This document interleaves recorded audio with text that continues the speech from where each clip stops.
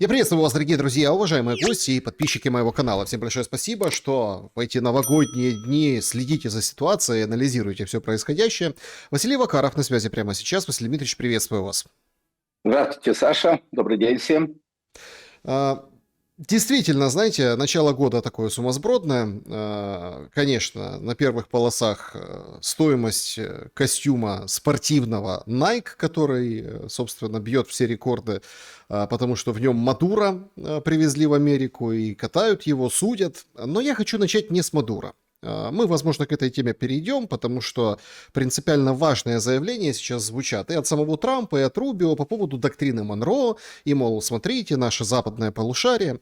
Так, какие, на ваш взгляд, собственно, выводы должны бы сделать на Банковой, в Киеве, да, где-то в Кремле, в контексте незавершенной войны, в контексте будущих каких-то переговоров и сценариев по урегулированию ситуации между Украиной и Россией после, ну, условно, после Мадуро. Комментарии какие-то невнятные. Ну, Зеленский там говорит, вот, диктатор, Америка знает, что делать с диктаторами. Сейчас в интернете вообще, я думаю, вы тоже видите, кто-то комментирует, намекает на Путина, кто-то намекает на Зеленского. Мол, сейчас время такое, можно любого приехать, получается, отбомбиться, забрать и увезти в Америку и судить. Но на самом-то деле изменившаяся геополитика как влияет на мирный исход того, что уже скоро 4 года как продолжается? Но вы правы, Саша. Действительно, наступивший год, он настолько и ярко, скажем, продемонстрировал всем нам, в первую очередь людям, которые пытаются критически мыслить, анализировать, то есть не идти на поводу только у пропаганды или сплошной пропаганды, помнить историю и делать выводы. А история нам подсказывает такое, что всегда, во все времена, перевороты делались по одному и тому же самому сценарию. Этот сценарий, который мы видели в Венесуэле, сначала подготовка, переговоры. Я хочу обратить внимание на такую деталь, что за сутки буквально до начала бомбежек, то есть уже активной фазы операции в Венесуэле, представители Китайской Народной Республики, сначала один представитель встречался в Флориде с президентом Трампом, а другой встречался с руководителем Венесуэлы Мадуро. То есть это такие публичные, ну, на мой взгляд, важные детали, когда без представителя Китайской Народной Республики эта операция бы не началась. Или, по крайней мере, пошла бы по другому сценарию. Поэтому здесь игроки касательно Венесуэлы следующие. Это Соединенные Штаты Америки, это Китайская Народная Республика, и это Великобритания. Почему Великобритания? Потому что известно, публично стала известна информация, прошла о том, что Соединенные Штаты Америки не поделились с Великобританией секретной информацией об операции в Венесуэле. А как правило, партнеры, у них есть специальное соглашение о том, что если какие-то активные действия, военные активные действия, то они делятся информацией. Поэтому вот тройка игроков, которая принимала решение или должна была принять решение. И в этой тройке нету такой страны, как Украина, нету такой страны, как Россия, поскольку мы говорим, вы задали вопрос о мирном треке, да. Понятное дело, нету такого надстроечного государственного образования, как Европейский Союз. Отсюда я бы сделал вот какие выводы, что Трамп, если он что-то готовит, и он готовит военную операцию, успешна она или не успешна, давайте подведем выводы чуть позже, но он сделал то, что он планировал. И он сделал так, как он смог. А касательно диктаторов и устранения или неустранения. Второй урок. Если страна обладает ядерным оружием на уровне Соединенных Штатов Америки, обладает противовоздушной обороной или космическими войсками, то Трамп, может быть, десятки или сотни раз подумает нападать на эту страну или, скажем так, проводить террористический акт с похищением руководителя этой страны. Давайте из этого второго вывода перейдем к ответу на ваш вопрос. Я попытаюсь перейти. А если Украине ядерное оружие, обладает ли она ядерным оружием, во-первых, во-вторых, на таком уровне, как обладает Соединенные Штаты Америки? Нет. Если у Украины такое ПВО, если у Украины настолько мощные космические силы, которые бы смогли защитить ее от нападения или от атаки, или от операций, целью которой является смена власти. Скажем так, захватить Зеленского – это уже смена власти на Украине. Думаю, что как минимум произойдет очень серьезное событие, если Зеленский таким или иным образом уйдет от власти. Россия, действительно, может ли Трамп провести такую операцию, например, в Москве, в Кремле или на Валдае, и захватить Владимира Путина и увезти его, скажем, и арестовать в Соединенных Штатах Америки? Нет, по одной простой причине, вот смотри выше, да, России паритет в ядерных оружиях, практически там даже говорят некоторые специалисты в России больше его. Во-вторых, в России есть ВКС, есть ПВО, поэтому вот отсюда выводы. Я бы на месте вот там, Зеленского и особенно вот украинских экспертов, которые рассказывают, что кто будет вторым или третьим, сначала посмотрел на себя в зеркало, оценил объективную картину и тогда бы выстраивал отношения. Да? То есть я бы не хотел даже, чтобы, скажем, мне как человеку, который все-таки с того поколения, да, который получал образование, который понимает, что в системе международных отношений должен быть баланс.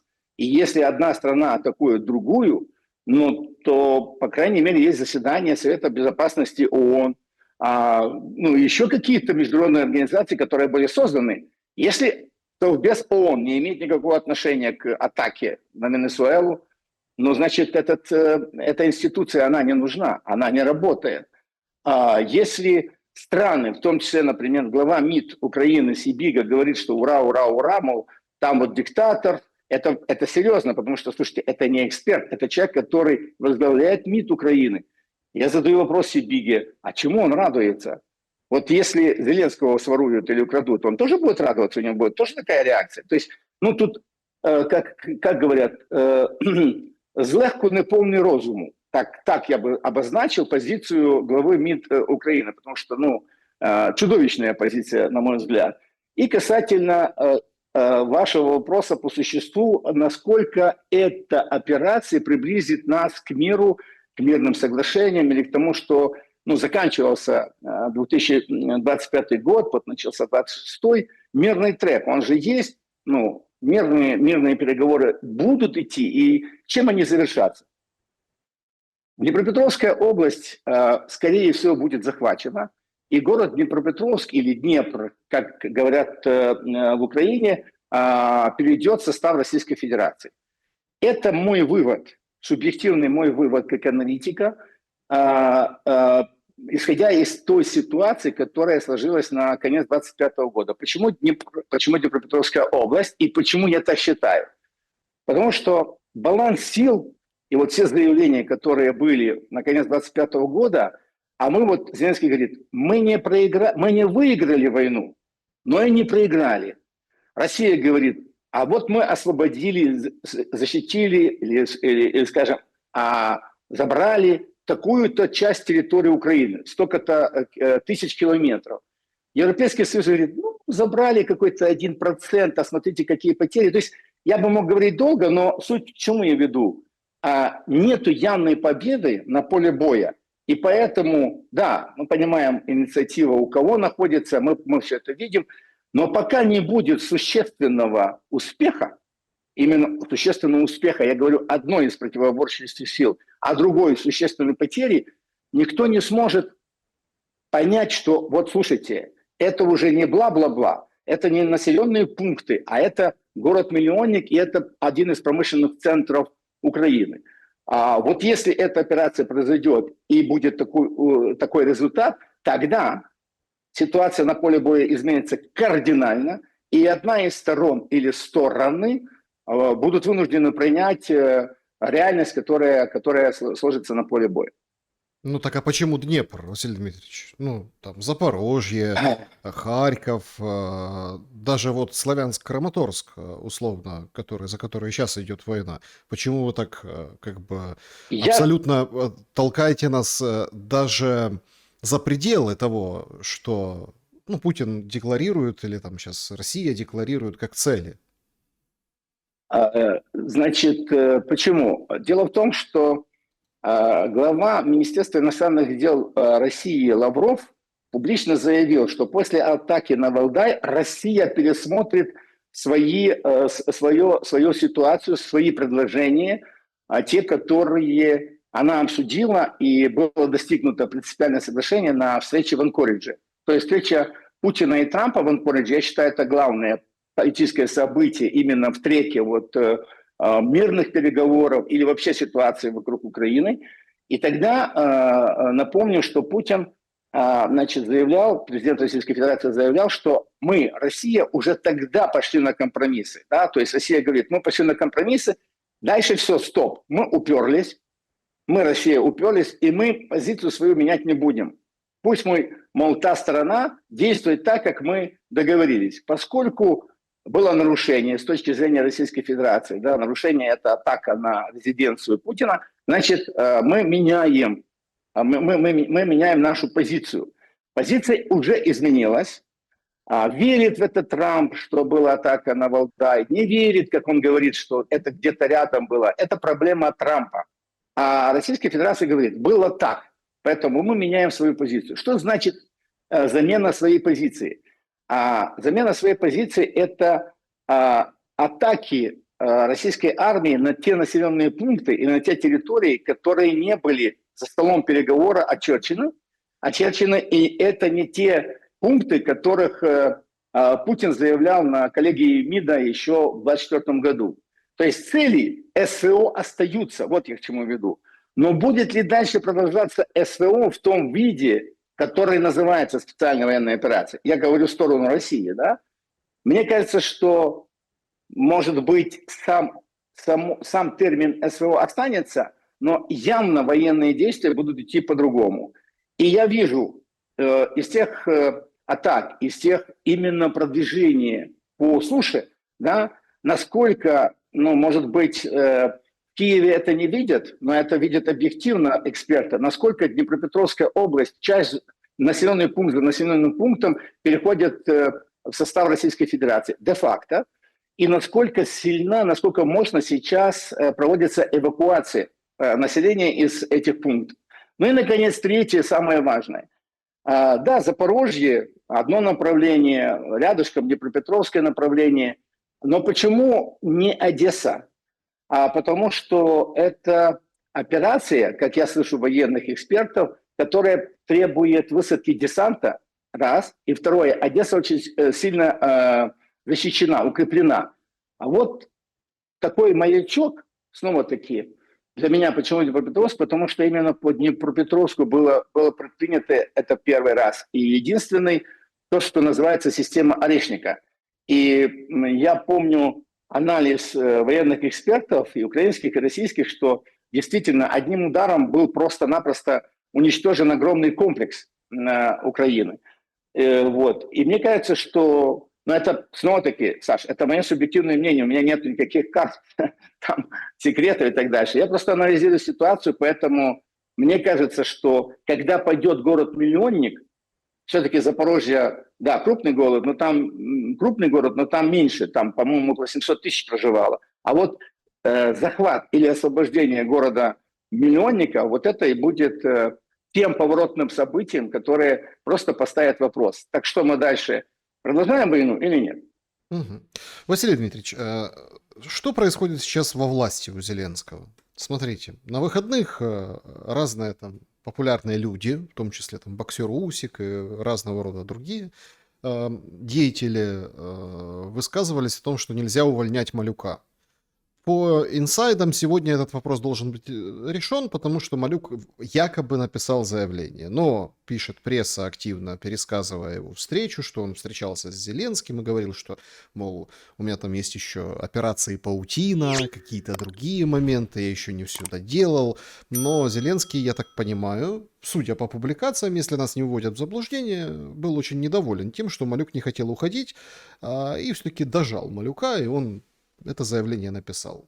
Сейчас мы вообще видим очень интересные, скажем так, кадровые перестановки. Понятное дело, там Буданов как бы как глава офиса президента о нем сейчас и Политико пишет, да, сравнивают с Ермаком. Такая интересная как бы аналитика, интересно все, но мы видим, что идет полный переформат вертикали Зеленского. Сродни с, ну давайте так вот прям не подбирая слов, государственным переворотом. Сродни с тем, что условно, если раньше все рычаги завязывались на Ермаке, дефис британцах, да, то сейчас как бы Буданов и американцы. А Зеленский как бы вот активно теряет прежнее влияние, силу и так далее. Ну, так, по крайней мере, Политико пишет. Как вы оцениваете эти события? Ну и там же очень много боковых таких косвенных моментов, да? Там Федоров, министр обороны, даже вот Христю Фриланд вытащили. Представляете? Это же Да. автор ужасного, скажем так, факапа, когда парламент, ну, мы помним Конечно. Трюдо, как пытался, как бы пытался юлить, что вот-вот-вот мы ни при чем, когда... Это мы не знали, что этот нацист, мы не знали, что он будет выступать. Я помню, конечно, Да, и конечно. это же Да, Христя да, это был Фриланд, скандал. это Да, ж ее да. как бы Ее. родственник, понимаете? Да, да, так и И есть. вот даже она теперь советница по экономическим вопросам. Из того, что сейчас делает Зеленский, вот с точки зрения государственного управления и вообще там ситуации, да, с продолжением войны, какие выводы вы делаете? Ну, первый вывод, Саша, самый такой крупный из того, что делает Зеленский, то, что он заявил. Зеленский сказал, что у нас есть два варианта. Или мы будем двигаться по двум трекам, да, как он сказал. Военный мы будем заниматься, внимание, активной обороной, не наступлением, нету речи о наступлениях, нету речи о контрнаступлениях, потому что нету сил. И второе, дипломатией. Ну вот это уже как бы варианты два, а не один, как был раньше. То есть 26-й год Зеленский говорит о том, что, по крайней мере, заявил, что будут два варианта. И двигаться будем и потому, а посмотрим. И второе, это уже непосредственно с точки зрения государственного строительства. Зеленский же начал перетурбацию своей вертикали. Вот, глава офиса, это его функция непосредственно. Ну, назначил бы он Федорова там, или, я не знаю, Александра Шелеста. Это его прерогатива, это лично прерогатива Зеленского. Он не обязан ни с кем это согласовывать. Это его, он вправе, согласно Конституции, назначать себе главу офиса. Касательно дальше, вот Кислица, он укрепился, ну, Кислица это кадровый дипломат, мы помним его работу в Организации Объединенных Наций, мы помним, что он, на секундочку, участник всех переговоров, которые были в последнее время, и в Киеве, и в Женеве, и в, значит, Мар-а-Лаго. То есть это такой человек, я слушаю его заявление, он очень, скажем, идейно где-то национал-патриот, ближе к националистам, да? Вот. Ну, кадровый дипломат. А что касается, ну, вот этой Христи, ну, слушайте, Саша, ну, понимаете, мне тяжело говорить о внуках не просто бандеровцев, не просто людей, которые, ну, скажем, с молоком матери впитали в себя, да, как она, вот что это, знаете, национализм – это классно, бандеровцы – это ура-ура, это неонацистка. И ставить ее советницей сейчас – это только подыгрыш ребятам, людям, которые вот движутся в том направлении. Возможно, это еще какая-то сделка с правительством, с общиной, канадской общиной, да, украинской общиной в Канаде. Заигрывание, вот это 100%. Это детали. Вот суть. Да, кстати, он же уволил руководителя пограничной службы. И, наконец, Малюк. С Малюком очень интересная картина. Я знаю, кем был Малюк до начала СВО. Я знаю, как он укрепился сейчас. Очень много информации по контрабанде оружия, по крышеванию бизнеса, вывозу зерна, завозу продукции. Очень много информации, то, чем Малюк и его окружение занимались. Вот, поэтому весь негатив – это на нем. Касательно операции «Паутина», вот тут важно. Насколько я уже читаю украинские СМИ, да, до этого это и была информация, но сейчас она подтверждена, что именно Хмара, то есть заместитель Малюка, именно он был автором и разработчиком и исполнителем вот этой операции «Паутина». И как бы теперь это не Малюк, Малюк просто пиарился на это. Ну и, Ну, погодите, наконец, Малюк героя получил Украины за это. Ну, как нам Манук рассказали. пиарился, Манук получил героя, а потом, как выяснилось, что все-таки это не он. Все-таки это не он, это его заместитель. Так бывает. Ну, слушайте, тем более в силовых службах так бывает. Здесь вот что самое главное. Самое главное, что это все-таки человек Ермака. А вот мне кажется, а по сути дела, снова-таки, это прерогатива Зеленского. СБУ полностью в кадровом отношении подчиняется по статусу президента Украины. Вот. И вот его меняют на Хмару там, или еще на кого-то. И таким образом, что происходит с точки зрения государственного управления? Федоров очень важно. Потому что Федоров 34 года, молодой парень, до этого был вице-премьером. Он связан с тем, что его деятельность связана с тем, что называется оцифрование. Да? То есть это достаточно перспективный с точки зрения государственного строительства политик. Да? И вот выходит, что Зеленский укрепляет себя двумя фигурами. Это Буданов, который имеет амбиции, который распиаренный, который уже его и в рейтинге вписывали не один раз. Он там третий, четвертый по рейтингу политических сил, лидеров.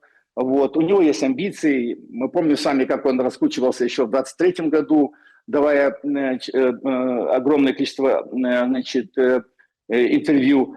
То есть это все-таки политик, ну, это менеджер, но который имеет политическое будущее. Федоров такой же. То есть с точки зрения государственности это укрепление государственности Украины. Еще раз, может быть, я так употребил эту фразу, давайте я ее немножко разведу. Это не укрепление власти Зеленского, это укрепление государственности Украины. Потому что, кстати, ни Буданов, ни Федоров не замешаны в коррупционных скандалах. То есть это все-таки позитив с точки зрения внешнего облика государственности. Да? СБУ нужно убрать этот негатив вот этих всяких дел, связанных с Малюком. Ну и Малюк оказался неэффективным менеджером, потому что все, что касалось операций против НАБУ и САП, это должны были участвовать две структуры: Государственное бюро расследования и СБУ. Кстати, в ГБР там тоже проходят изменения, поэтому Зеленский сбрасывает этот балласт. Возможно, что это было одно из условий Соединенных Штатов Америки. Вот у тебя коррупция, значит, ты должен освободить тех людей, которые замешаны в коррупции. Ну, И то есть последнее. заметает следы. Заметает следы, абсолютно правильно. И последнее. Мне кажется, что, возможно, это мне только кажется. Я читал внимательно биографию еще раз Буданова, его заявление, и где он принимал участие в переговорах, значит, в конце, по-моему, ноября месяца, в ноябре, в одной из стран, в одном из городов, то ли Эр-Рияд, то ли вот где-то в тех странах, в тех городах, он принимал участие на встрече с руководителем спецслужб Соединенных Штатов Америки и руководителем спецслужб Российской Федерации. Буданов – это тот человек, которым некоторые эксперты в России даже говорят, что он договороспособен. То есть с ним, если с ним договориться, с Будановым, он будет держать слово, он не будет вилять, не будет тюлить. Поэтому здесь точно наметился крен в сторону договороспособности и в сторону, вот это самое важное. А что произойдет с страной, с государством Украина, если Зеленский по тем или иным причинам покинет должность президента? Еще раз говорю, по разным причинам. Вот есть люди, или, по крайней мере, подбираются кадры, которые могут обеспечить переходной период в том, что называется государство Украина пост-Зеленский, но еще не новый руководитель страны. То есть переходной период, мне кажется, что такое возможно, такой период возможен. Значит, вот именно эти люди, Буданов, Федоров, вот назначенный глава СБУ, будут обеспечивать вот то, что называется переход Украины, которая практически не существует как государство или очень слабо, к тому, что возникнет на на том, что останется и в каком состоянии Украина будет в ближайшем будущем. Но одно другого не отменяет. Я имею в виду какое-то, не знаю, там, падение города-миллионника или какое-то эпохально важное событие на фронте. Конечно, это одна логика. Это одна логика по одной простой причине. Мы же видим действия. Мы видим действия смены кадров у власти, значит, вокруг Зеленской, вообще украинской власти, и продолжение боевых действий. Ведь атаки как со стороны Украины по территории России, сотни ракет, сотни беспилотников летят со стороны Украины на территорию Российской Федерации. Продолжает гореть НПЗ, продолжают не работать или временно не работать аэропорты. То есть все это никуда не ушло, боевые действия продолжаются. Мы видим также атаки России. Даже вот сегодняшней ночью я с утра читал аналитику, посмотрел украинские СМИ, посмотрел информацию России, посмотрел там информацию третьих стран. Ну, послушайте, Вишневая горит. В Киеве блэкаут как был частично, так и есть. Террористический акт вчера на Оболоне. Значит, снова-таки Харьков, Чернигов, кстати, как регион, значит, уже утюжится ракетами. Освобождение, опять-таки, сел. Освобождение или захват, как хотите, значит, населенных пунктов, которые происходят вот уже в эти дни. То есть война, Саша, к сожалению, никуда не ушла. Она продолжается. Василий Дмитриевич, ну, с точки зрения как бы перспектив переговорного процесса, Лавров говорит, что после выборов будем, когда будет с кем договариваться. В этом и кроме, ну, условно, вы намекали на военную часть, да, о том, что поменялась позиция России, а вот дипломатически поменялась она вот так, пока, по крайней мере, так заявлено. Странно, конечно, все выглядит. Атаки действительно продолжаются, но все обратили внимание, что борты вылетели ночью, да, потом не стреляли, развернулись, сели. Тоже какой-то такой, все увидели какой-то сигнал. Возможно, просто людям хочется, ну, каких-то поводов, да, для того, чтобы все-таки не ищут за этими поводами, эти поводы за этими действиями, хотя, ну, нам ничего не известно. Можем только предполагать и догадываться, в чем там военный смысл таких маневров или какой-либо другой. Однако выборы будут, потому что можно сказать, что это как бы укрепление государственности, укрепление вертикали, укрепление ради выборов.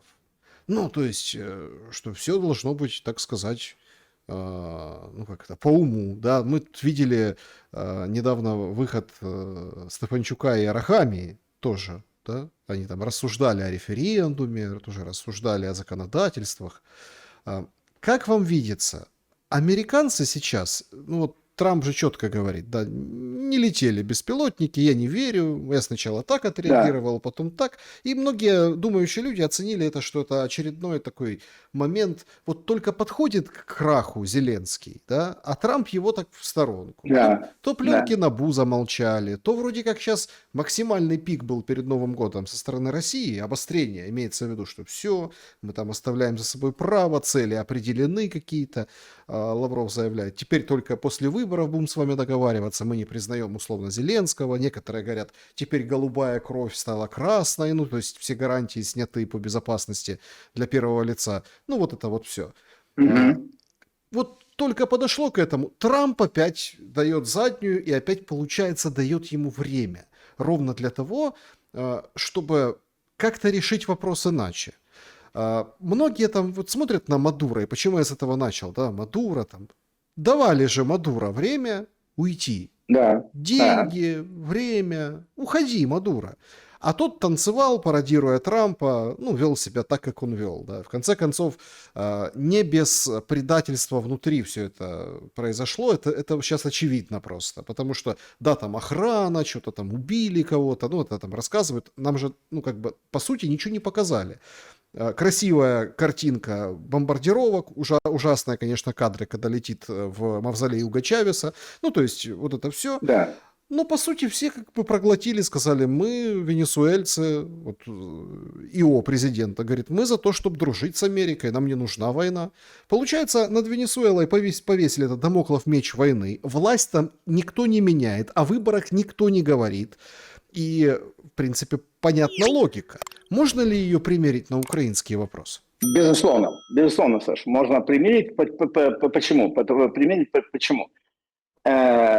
Трамп достаточно предсказуем, даже в своих непредсказуемых вещах. Утром говорит одно, вечером.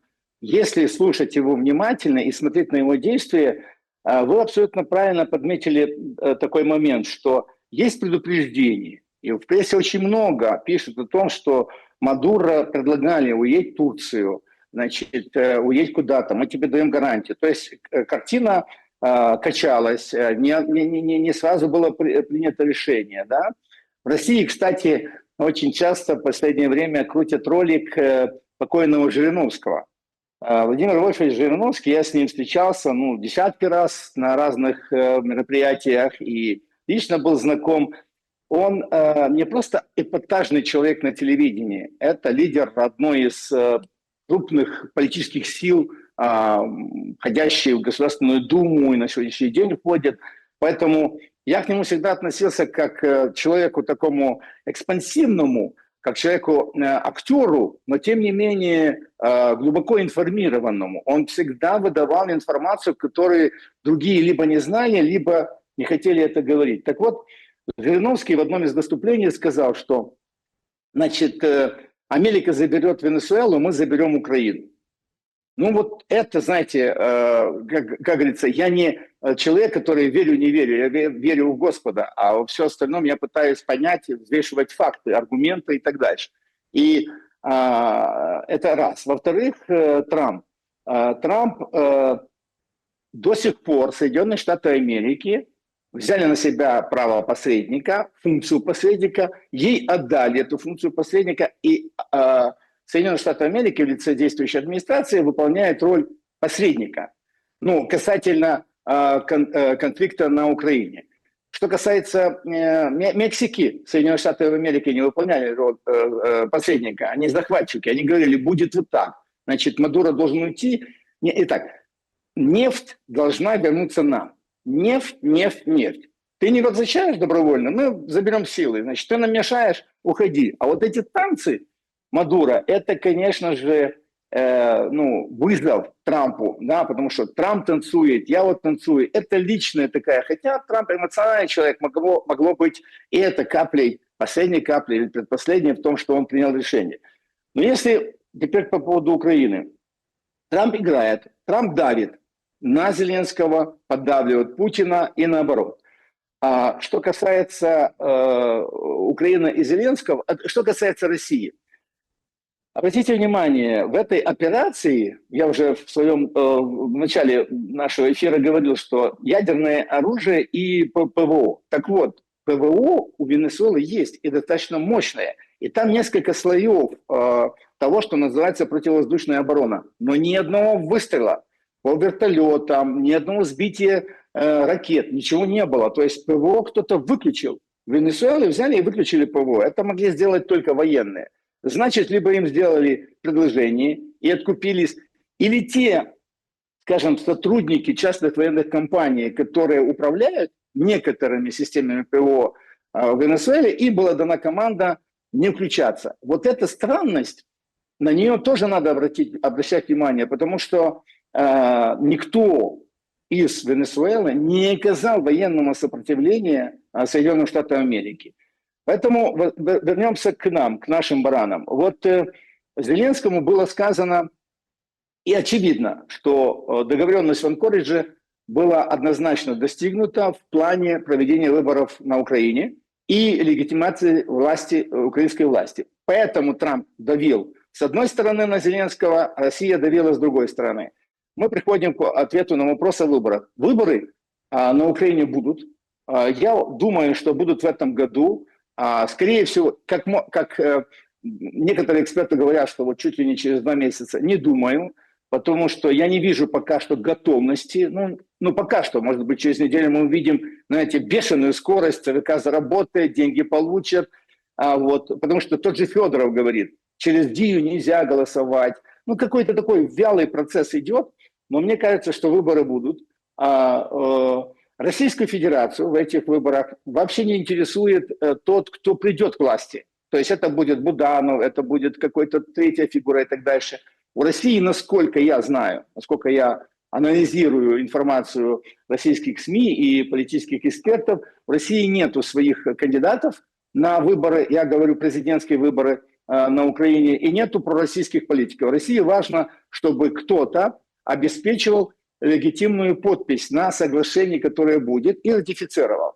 Безусловно, Россию, а это и говорил Владимир Путин, президент России, Россию беспокоит, и она даже требует, а по крайней мере, не один раз я слышал и от Лаврова уже, чтобы граждане Украины, которые проживают на территории Российской Федерации, имели право голоса. Пусть это будут выборы нечестные, пусть это будут выборы сомнительные, но граждане Украины, а тут, как сказал Путин, от 5 до 10 миллионов проживает, да, вот. Я, кстати, не знаю, это только избиратели, или, то есть я имею в виду люди, которые имеют правом голоса, или это всего, 10 миллионов это всего населения, там, скажем, и дети, и подростки, то есть те люди, которые не имеют права голосования. Но, тем не менее, это детали. Вот эти две вещи важны для Российской Федерации. И давайте так поставим. Первое, это люди, которые имеют паспорт украинский, они должны проголосовать. А второе, а за кого и кто там будет на Украине, ну, я ни разу не слышал. Да, есть люди, я даже в вашей передаче говорил, что тут очередь стоит желающих, но вот так вот. Что касается Соединенных Штатов Америки, там ситуация посложнее, потому что американцы, как сказал Трамп, мы потратили деньги, Байден потратил 350 миллиардов, а я их не то что заберу, я обеспечу, что я заберу, а может быть даже больше получим. Мы с вами до сих пор не знаем, что в этих секретных протоколах или доп. Соглашениях к так называемой ресурсной сделке или сделке по редкоземельным металлам. Поэтому Трампу это нужно, Трампу нужен кандидат, и вот тут важно, потому что кандидат нужен и Великобритании, которая является игроком на территории Украины, и кандидат нужен Европейскому Союзу. Вот впервые, может быть, я в своем анализе зацеплю, потому что Европейский Союз, мы же знаем, вот это вот то, что происходит в Киеве вот на днях, приехали вот советники по безопасности, было совещание, вот готовится встреча руководителей или лидеров, как любит говорить Зеленский. И вот проговаривается вопрос, значит, отправки контингента войск. Британия и Франция, как снова-таки заявляет и Британия, и Франция, и как говорит Зеленский, вот они готовы после наступления мира, значит, обеспечить уже вооруженными силами, численность там разная гуляет, но вот так вот. И кандидат от Европейского Союза должен быть. И политическая сила, которая будет на Украине, скажем, принимать участие в выборах, должна быть. Я не говорю только о Залужном, или я не говорю только о Кличко, но тем не менее, вот я так обозначил контуры, что выборы, во-первых, будут. Мне кажется, что выборы будут параллельно и президента, и парламента. Если взять сроки, летом как-то вот, лето отдыхает. Хотя, конечно, если будет война, то это в каком-то отдыхе. Но все-таки мне кажется, что это ближе к осени. Вот, на мой взгляд, выборы на Украине будут и парламентские, и президентские, и выборы одновременно проведутся осенью этого года. То есть я правильно вас понял, что действительно произошел или происходит сейчас какой-то размен Украины на Венесуэлу? Выглядит так, что, например, да, во-первых, да, значит, отвечаю вам однозначно. Во-вторых, очень много деталей, их там предсказаний, я уже из Жириновского привел, очень много аналитиков говорят о том, что Российская Федерация не вела себя настолько активно, как могла бы вести себя, да, в вопросе Венесуэлы, да, то есть могли там помощь давать, еще что-то.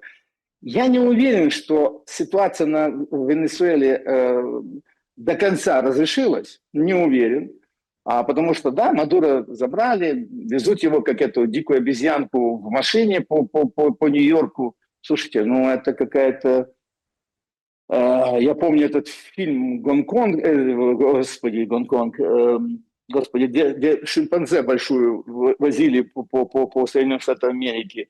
Забыл название. Ну, так это шимпанзе. И то издевательство над животными. А это просто взяли живого Мадуро, если это Мадуро, его везут по Нью-Йорку для того, чтобы народу нужно зрелище, да? Вот. Я не уверен, что ситуация в Венесуэле до конца разыграна. Вот. Как там обладать? У меня есть приятель, который побывал дважды за последнее время в Венесуэле. Он мне рассказывал жуткие вещи, Саша. То есть там на самом деле кто управляет страной реально, мало кто понимает. Но в основном это организованные, как говорят, организованные преступные там, не знаю, организованные организации, извините за тавтологию. Ну, то есть это преступный мир. Там могут тебя просто-напросто, если ты идешь с мобильным телефоном, он может подойти к тебе, там, пистолет представить рискуя, отдай телефон. Ну, то есть там нету в том понимании, как мы себе представляем жизнь общества, управление от имени государства обществом, там такого и близко не было. И люди, наконец-то, люди в Венесуэле, но поскольку они недовольны в основном, я не видел протестов, организованных протестов того, что вот Мадуро увезли, значит, в Соединенные Штаты Америки.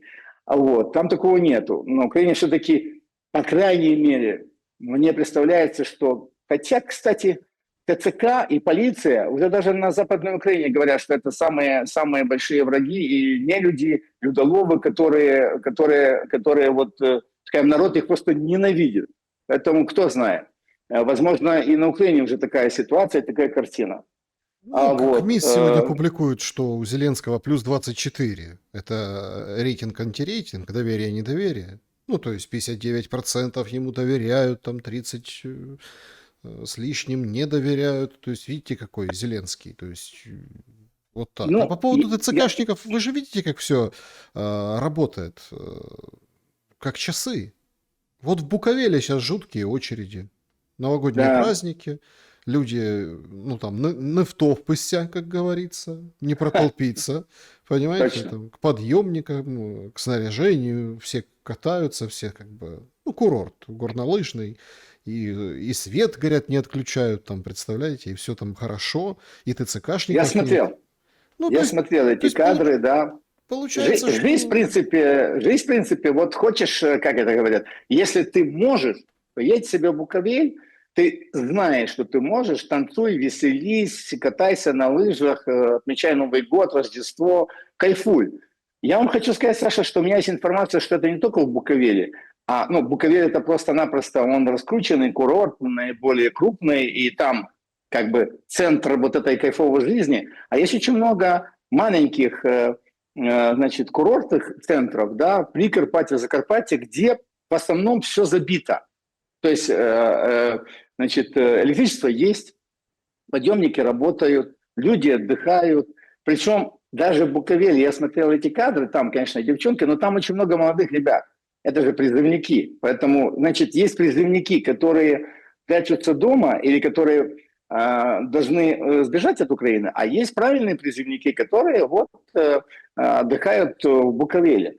Поэтому, да, вы правы, здесь есть такой элемент, но мне кажется, что все-таки уровень управления государством на Украине лучше, чем в Венесуэле. Но тут вот что важно еще, политический аспект.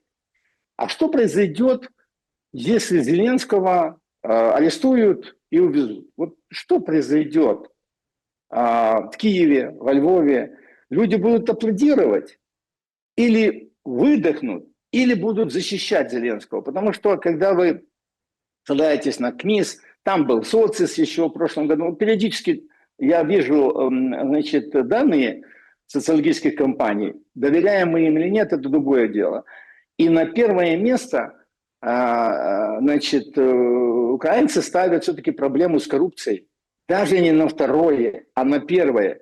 Значит, люди не верят в справедливое общество. Самое страшное, что люди не верят государству. Обществу, понятное дело, разрозненно, но они не видят серьезных изменений в структуре государственного управления. Раз люди ставят коррупцию, проблему коррупции на первое место, значит, они не доверяют нынешней государственной власти. Война на втором месте, на третьем месте страх, а на четвертом голод. Вот это вот данные, четвертое место голод, да, когда 7%, я смотрел данные, значит, одной из компаний, что 7% украинцев боятся голода. Это же очень важно, потому что есть страх, есть коррупция, а если 7% не могут даже прокормить себя, то представьте себе, что если им показать картинку с Буковеля и говорить, вот смотрите, вот там танцуют, веселятся, пьют шампанское, а здесь людям не на что кушать, не на что просто обеспечить самое необходимое для функционирования организма. И вот этот разрыв социальный, он имеет место, поэтому я пока сам отвечу на свой вопрос, что будет делать украинское общество, если Зеленский уйдет, или его, скажем, как поступят, как с Мадуро. Мне кажется, что украинское общество будет бездействовать. Часть общества просто никак не отреагирует. Отреагирует ли каким-то образом армия? Я думаю, что тоже не отреагирует, потому что армия, она, да, бойцы воюют, слушайте, достаточно серьезное сопротивление, есть и контратаки в районе Купинска, по крайней мере, это признают и в Российской Федерации, да, что не все так сладко, не все так, знаете, фронт держится, фронт не сыпется, стачивается, есть огромные потери, но фронт держится. А вот если военные на линии боевого соприкосновения будут получать информацию дальше, значит, Миндич и Цукерман, которые отдыхают в Израиле. Я здесь остановлюсь немного на этом факте. Значит, где-то в конце декабря была такая публикация, что в Китайской Народной Республике арестован бывший мэр Гуанчжоу, огромного мегаполиса.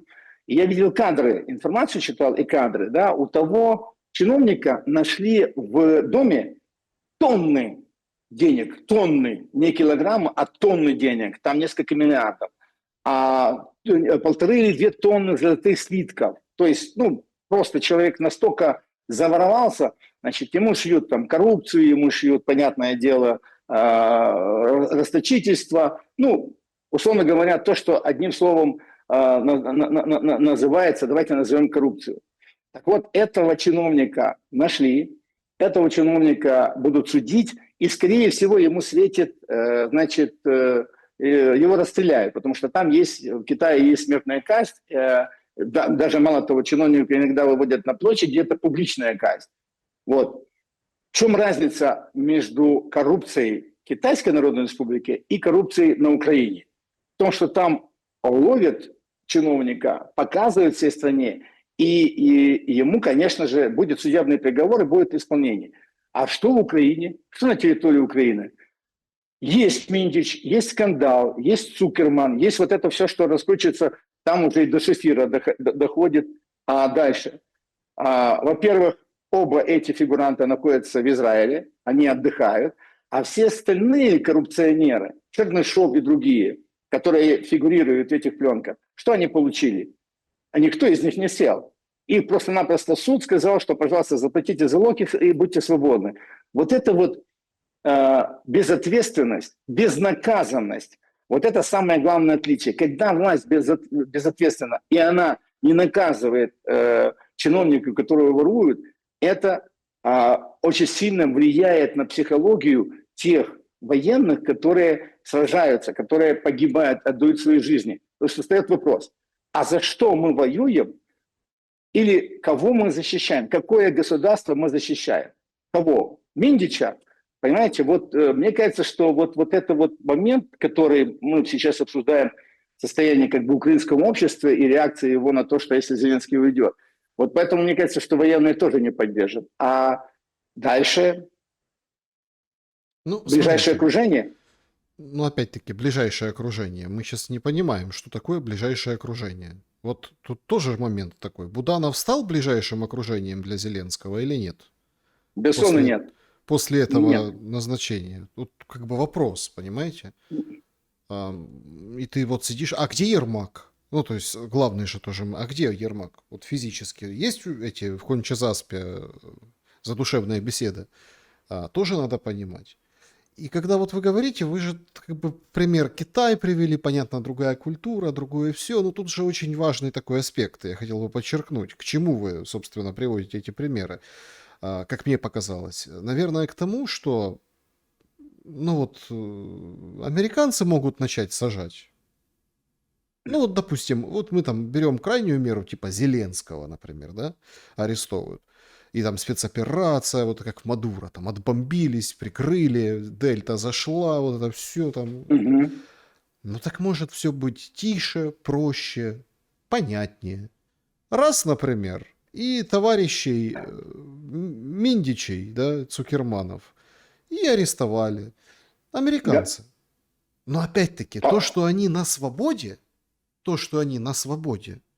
нам указывает еще на очень интересное, скажем так, умозаключение, нам как бы вот подсвечивает. Так они же первые, понимаете, в чем дело? Первые расскажут, первые на Зеленского дадут показания, первые скажут, кто там на пленках чего, какие распоряжения давал. Вот в этом же вот этот клубок коррупционный, да, поэтому сейчас вот тут тоже момент такой. То ли это команда, которая будет отстранять Зеленского от власти, ну, вот в прямом смысле этого слова. Мгм. Имеется в виду от Да, управления. То есть, да. понятно, он может оставаться президентом, как свадебным генералом, ходить, планы презентовать, говорить о том, что мы потужные, а власть реальная перейдет в другие руки. То ли, ну, я просто не могу понять, зачем тогда условному Федорову, да, условному Буданову, да и всем остальным жертвовать своей репутацией и своим рейтингом, хоть каким-никаким среди людей. Потому что, придя вот на фоне вот этого коррупционной гнили, ты же хоронишь себя политически на перспективу, на будущее. Тут тоже такая какая-то дилемма. Поэтому все это выглядит максимально странно. Знаете, Саша, давайте вот окунемся внутри Украины и четко я попытаюсь составить свои акценты того, что произошло в конце прошлого года, происходит сейчас внутри Украины. Было очень много информации о том, что Ермаком недовольны некоторые люди, которые находятся в исполнительной власти на разных должностях, и возня вокруг Ермака, давление на Зеленского, убрать Ермака, она была и изнутри шла. Не только внешнее управление требовало этого. И по моим данным, по моей информации, даже был определенный чат записан, создан, вернее, где обменивались информацией. Так вот, в этом чате обменивались информацией 3 человека. Это Давид Арахамия, руководитель фракции «Слуг народа», это вот руководитель ГУР Буданов, который уже сегодня глава офиса, и вице-премьер-министр по цифровизации, это Федоров. Вот эта тройка, эта тройка людей, которые ни один из них, то есть, во-первых, все амбициозные, во-вторых, молодые, и в-третьих, уже побывали при власти, и ни один из них не замешан в коррупции. То есть у них нету того негатива, который был, естественно, там у Ермака, вокруг него, ну, поскольку не могла существовать вот эта коррупционная вертикаль без руководства, без Ермака или конкретно Зеленского. Поэтому вот это устранение произошло, выходит во власть, уже в действующую власть, да, вот министр обороны все-таки, послушайте, это бюджет, это огромный бюджет, и Федоров будет заниматься войной или цифровизацией войны. И не только беспилотники, ведь есть еще и защита или построение того, что если в будущем Украина сохранится как государство, а я думаю, что сохранится, нужно укреплять государственную вертикаль, в том числе и вот эту вот защитную линию. И, наконец, третье. А что сейчас делает Арахамия? Где он? Какая его функция из этой троицы? Арахамия, напомню, он участник переговоров еще 22 года, возглавлял группу переговорную. Арахамия достаточно, ему доверяют в Соединенных Штатах Америки, именно в США, не в Великобритании, а в США. И вот мне кажется, что его роль, он до конца не исполнил свою роль. Мне кажется, что все, что касается переформатирования парламента украинского, а оно, безусловно, произойдет, потому что пятерых представителей, пятерых депутатов Верховной Рады, да, НАБУ обвиняют в коррупции, и Верховный суд Украины все-таки, да, они тоже на свободе, но это совершенно другой уровень коррупции. Это не Миндич. Миндич – это, скажем, одна коррупция, одна ветвь, значит, Энергоатом там стригли купоны у тех, кто сотрудничает с Энергоатомом, возможно, и с Министерством обороны. А вот то, что касается коррупции в стенах Верховной Рады, она должна завершиться переформатированием парламента. И здесь роль Арахамии будет, на мой взгляд, очень значимой. Я не говорю о том, что Давид Арахамия станет руководителем парламента, не обязательно. Но именно он будет ключевой фигурой в том, что произойдет переформатирование Верховной Рады. Я не говорю о том, что Тимошенко станет или там Петр Порошенко. Кстати, сегодня Верховный суд заседает, Верховный суд Украины, где обвиняют Порошенко. Да? Вот. И я смотрел там депутата, по-моему, Ирина Геращенко, она возмущается, что, мол, как так? Идет суд, должны оправдать, значит, Порошенко. И на суд не явился представитель Зеленского. То есть представитель президента Украины не явилась на суд, поэтому судебное решение, судебное заседание перенесли на 30 число. Саша, я работал в администрации президента. Я знаю, что такое сотрудник президента, представитель президента в суде. Это дали команду, то ты из постели тебя вытащат. Ты можешь быть там полуживой, но ты все равно пойдешь на суд. И если значит, представитель президента не явился в судебное заседание, значит, есть команда затягивать этот процесс. Затягивать процесс против Петра Порошенко. Это значит не дать Порошенко, значит, стать вот совсем белым и пушистым. По крайней мере, с точки зрения закона. Итак, я не говорю, что Порошенко возглавит Верховную Раду, или Тимошенко, или, значит, Разумков. Хотя, почему нет? Кстати, вот Разумков, он не замешан в коррупции, он достаточно, по крайней мере, сохранил себя как политик. И вот это переформатирование обязательно произойдет. И тогда вот эта Верховная Рада, которая будет оновлена, она даст старт избирательной кампании. Люди, которые находятся вокруг Зеленского, но они не являются командой Зеленского, они будут удерживать власть. И вот, мне кажется, вот в общем и целом, я почему специально поэтому сказал, что я хочу высказаться конкретно, именно вот этот сценарий старта избирательной кампании и прихода к власти легитимной, еще раз говорю, легитимных людей, легитимных властей, которые... Да, это будут не выборы, это будут несправедливые выборы, это будут совсем, скажем, не выборы в том понимании, которое бы мне хотелось, но это, тем не менее, даст вот этот импульс и Соединенным Штатам Америки, и Российской Федерации сказать, да, выборы прошли, есть легитимная власть, давайте с ней заключать соглашение, и эти люди будут дальше управлять украинским государством. Зеленский, вы задали вопрос, нюанс.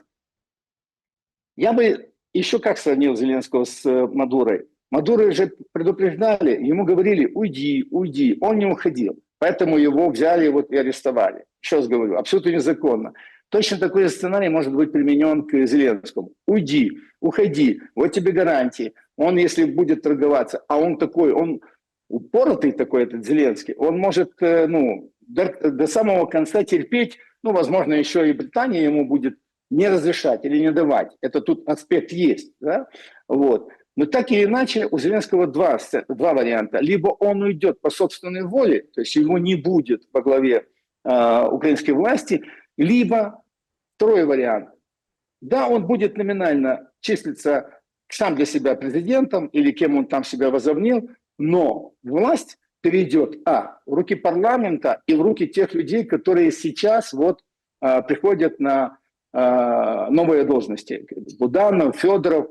Я бы сюда причислил еще и госпожу Свириденко.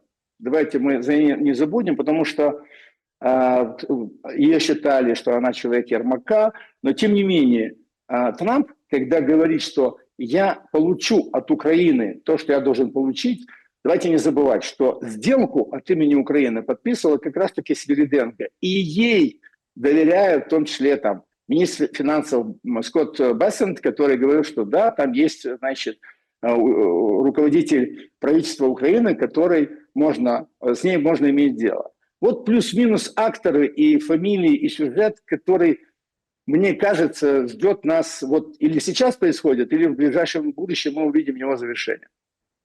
Ну, конечно, если война не вмешается каким-нибудь роковым образом во все происходящее, ну, каким-то неожиданным черным лебедем.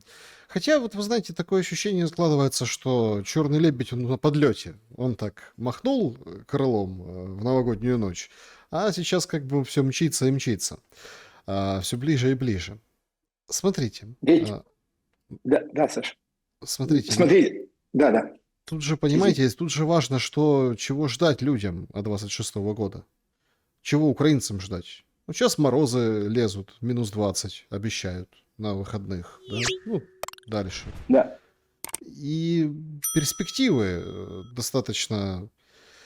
ну, в общем, развеялся этот мирный флер, по-моему, как бы окончательно и полностью. И жесткие решения там того же Трампа, который говорит, вот, там мы сейчас поднимем опять тарифы для Индии, они же как бы торгуют с Россией, да, и вот мы сейчас опять вот это он говорит, рассуждает вот так. Мы понимаем, что Трамп может качнуться и как бы опять в другую сторону по отношению к вопросу регулирования. А война-то на земле ощущается, ну, тяжело. Во всей стране, если бы у нас все были как в Буковеле, понимаете, с видами шикарными, с теплом, в тепле, в добре, в сытости и со светом. А это же не так. Каждый день новое разрушение, каждый день новые объекты поражают. Саша, когда я в самом начале сказал, что, скорее всего, в военном отношении военной операции будет захват города-миллионника, я эту линию не отбрасываю. Мало того, смотрите, ведь то, что Трамп говорит «верю, не верю», была атака на Валдай, на резиденцию президента Путина, это проблемы Трампа. Совершенно, он завтра может сказать, да, у меня есть новые доказательства, это так. А ведь Россия верит в это. Российская Федерация четко опубликовала данные, что откуда были нанесены удары. Руководитель космических войск Российской Федерации заявил, что из такой области, из такой, по часам рассказал, кто бил, как бил. Это не просто слова. Это подтверждение того, что была атака на резиденцию Путина. И за атаку, как сказал Лавров, будет ответ. Ответка будет. И война, мы когда говорим, как должны выжить, как вообще люди на Украине, вот то, что называется человеки, вот то, что называется человеческое общество, или просто общество украинское, да, никуда война не денется. И война будет продолжаться, несмотря на морозы, несмотря на 15 или 25-градусные морозы, потому что оно колеблется по всей территории. Морозы – это тяжелейшие испытания для людей, которые проживают в Харькове, Запорожье, Киеве, Днепропетровске, Ровно. Это тяжелейшее испытание. Прожить эту зиму, а она ведь только-только началась. Впереди еще февраль. Мы знаем сами, что февраль – это лютые морозы. Лютый. Февраль – это на украинской мове лютый. Не просто так его называют, потому что самые большие холода как раз в феврале. Мы увидим, дай бог, чтобы украинцы пережили эту зиму и, скажем, чтобы весна наступила, не просто весна, как природа нам, слава богу, что природа руководит весной, а не люди, да, весна наступит. Но вот как человеки, как люди на Украине проживут это дело. И второе, социально-экономический аспект. Когда Зеленский говорит, он заявил о том, что вот Трамп пообещал в 3 раза увеличить заработную плату украинцам. Ну, О, Трамп! Кто Трамп? Знаете, это вот Зеленский вообще он исполняет роль невестки. Есть такие прислів'я на Украине. Кто невестка? Вот он выполняет роль невестки, да? Невесты, переведу на русский язык. Значит, территорию он не хочет отдавать. Это должно быть референдум. Хотя законы о референдуме такие вопросы не решаются. Он не хочет отступать, вообще там отдавать Запорожскую атомную станцию, потому что вот выборы в военное время нельзя проводить. Трамп пообещал зарплату. А ты где? Ты вообще, Владимир Александрович, за что ты отвечаешь в этой стране? Ты вообще ты себя называешь президентом. Причем тут Трамп пообещал зарплату? Во-первых, Трамп может обещать. И действительно, если сейчас пенсия, например, там сколько, $250 или $200, да, можно ее поднять на 6, но это будет, Трамп может дать пенсию, может увеличить зарплату, если он будет руководителем Украины. Или люди, которые живут на территории Украины, они будут там 52-м или 53-м штатом. Или руководить бизнесом, предприятиями, промышленностью, сельским хозяйством будут американские хозяева. Тогда люди, которые там будут работать, они получат. Но Зеленский, ты тут вообще ни при чем. То есть, знаете, меня рвет на вот этом, на вот этих его заявлениях, вот эта хитромудрость такая, употребил бы слово, но зрители нас смотрят. Вот, так вот, я не, это все заявление, это пустышки. Вот когда украинцам говорят, что гарантией безопасности Украины является Соединенные Штаты Америки и Европейский Союз. И Европейский Союз примет Украину в целом, ну, соответственно, и людей, которые там проживают, в Европейский Союз. Ну, говорят, рассказывают, и тут выходит Качка, есть у нас такой чиновник, да, и он говорит о том, что он ответственный за европейское направление. Он говорит, да, возможно, скорее всего, вероятно, вот так вот, да, к 2030 году Украина может стать членом Европейского Союза. А как дожить до 2030 года? Вот как? Как дожить? Вот тут вот январь 2026, еще 4 года надо жить. То есть эта морковка, он говорит, вот морковка, еще 4 года вам будет. А он ему задает уточняющий вопрос, он говорит, возможно, конечно, и быстрее, но это маловероятно. И вот это вот словоблудие, Саш, ну это вот словоблудие, Трамп увеличит зарплату в 3 раза. Европейский Союз к 2030 году. Зачем врать Ну, вы же видели людям? новогоднее обращение Зеленского украинцам. Многие Видел. отметили, как он сидит на стульчике, вот это вот, как, не знаю, на приеме у врача, понимаете? И многие оценили, там, средние пальцы тыкали, фотографировали, выставляли у себя в соцсетях. Многие принципиально включали обращение нового 2014-2013 года, Януковича, там, да, как бы включали и как бы снимали об этом видео. То есть у людей вот это вот все равно, понимаете, все равно есть уже какая-то такая черта, ну, такого невосприятия. И вроде все правильно и грамотно, что вот, смотрите, вот он сел на стульчик, это означает, что он хочет поговорить, это не как обращение, это не выступление, что тяжелое. Ну и что, как бы, с чем мы остались после этого разговора на 2026 год, понимаете? Ну, с войной остались. То есть, вот, мол, по-семейному. Просто что вопрос, а кто в этой семье? То есть, кто родной, кто не родной в этой семье, понимаете? Кого любят, а кого, собственно, гонят в 3 шеи из этой семьи. Ведь во всех этих пунктах, во всех этих нет ничего, что переформатирует вообще подходы к жизни в Украине, украинцев. Опять выходит мовный омбудсмен, говорит, тот, кто гомо сапиенс, имеется в виду человек разумный, он Да. уже перешел на украинский язык. Все.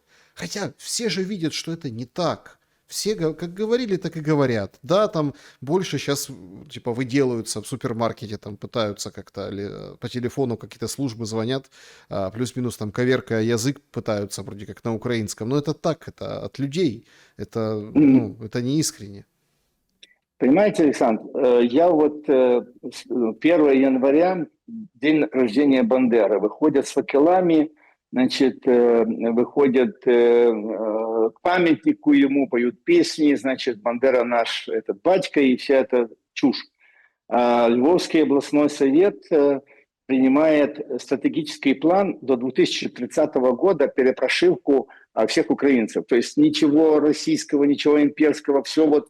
Я читаю эти пункты, знаете, вот Львов прямо вот все надо убрать. Европейская солидарность, супруга Петра Порошенко в Киевсовете, который руководит фракцией Европейской солидарности, говорит, что в Киеве будет улица Порубия, да, вот где-то вот там, вот, значит. Я вот это все вот смотрю, идеологию, которая идет, бандеровская идеология в моей любимой Украине, у меня волосы не стоят дыбом, потому что я понимаю, о чем эти люди ведут. И тут поверх всего выходит Ивановская, да, его фамилия, омбудсмен украинский, который говорит, что вот разумные люди, все, кто разумные люди, Homo sapiens, они уже давно перешли на украинский язык. А вот те, кто не перешел, это неразумные люди. Разделение общества даже во времена войны. И мало того, во времена войны 4-й год, зима, морозы, то есть то, что объективное, оно перебивается вот этим вот напускным разделением, что вот есть белые, там, знаете, белые люди, белая каста, украиномовни, а есть унтерменш. Это же гитлеровская идеология, это же геббельская идеология, это нацистская идеология. И когда государственный чиновник говорит, что перешли на украинский язык, значит, белые люди, да, Homo sapiens, не перешли, это быдло, это там и так дальше. То есть я понимаю, что это все при власти Зеленского, это все попустительство. На это все, кстати, выделяются средства денежные, да. То есть люди, окружение Зеленского, оно пребывает в своей какой-то парадигме. Ведь, кстати, против бандеризма выступает Польша, ближайшая соседка. Я вижу, как, о чем говорит президент Польши. Я понимаю заявление премьер-министра Словакии Фица, который говорит: слушайте, мы не должны кормить Украину. Я вижу заявление спикера чешского парламента, и он очень жестко сказал по поводу украинской власти, и премьер-министра нового Чехии. Я вижу заявление, это же соседи. Я понимаю, я уже, знаете, сюда давайте еще в этот ряд Орбана. Это люди, это не Трамп далеко, это люди, руководители соседних государств. Это люди, где украинцы сбежали от войны, и там их приняли. И в Венгрии приняли, и в Словакии, и в Чехии особенно. Очень много украинцев, а в Польше тем более около миллиона украинцев. Да? И вот там власти, при всей критике, но они обеспечивают будущее тем украинцам, которые сбежали от войны. И они говорят реальные вещи, я имею в виду, критикуя украинскую власть. Там украинцы, которые сбежали, они в безопасности. Они работают, они получают социальное пособие. А вот то, что внутри Украины, когда вот слушаешь вот эту омбудсмена, что украиномовные, это пропасть. Это туда, знаете, вот эта сатанинская сила, которая вот Украина ходит по кругу, а это не просто по кругу, это вот внутри еще глубже и еще глубже. Вот она туда затаскивает. И Зеленский молчит. То есть, понимаете, это куда это все идет? Мы же с вами не слушаем телеграм-канал, там, «Карточный офис» или еще каких-то, да, которые вот рассказывают, какой Зеленский великий, как у него все хорошо и как Украина. Я к чему веду? Что если не будет переформатированной власти, война будет продолжаться, мы выйдем на весну, мы выйдем, во-первых, с огромными потерями, и мы выйдем в состояние настоящей руины. Да, Европейский Союз пока дает деньги или обещает, но этих денег, во-первых, не хватит, а во-вторых, Европейский Союз дает деньги только лишь для одного, для того, чтобы сохранить себя, свою власть. Потому что если Европа перестанет поддерживать нынешнюю власть, значит, они должны расписаться в чем? Что они проиграли.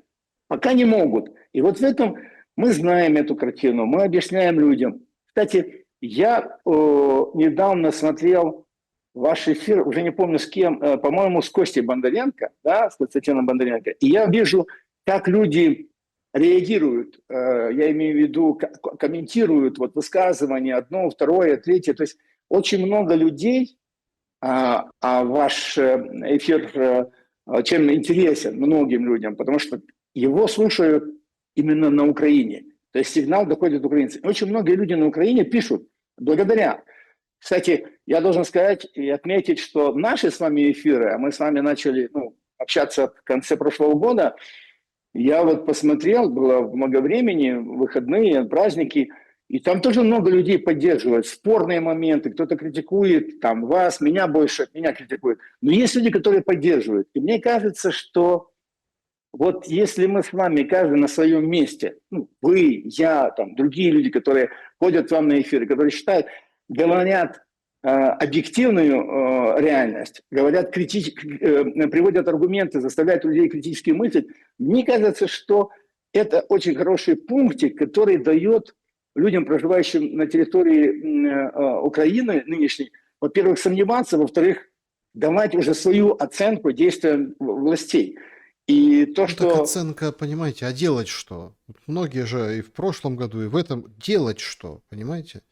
Ну, там, э, Что делать? людям что делать? Понимаете, а есть такие, например, там, эксперты, которые говорят, там, уезжайте, ну, валите. Есть, которые говорят, вот, там, от вас все зависит. А ничего не зависит.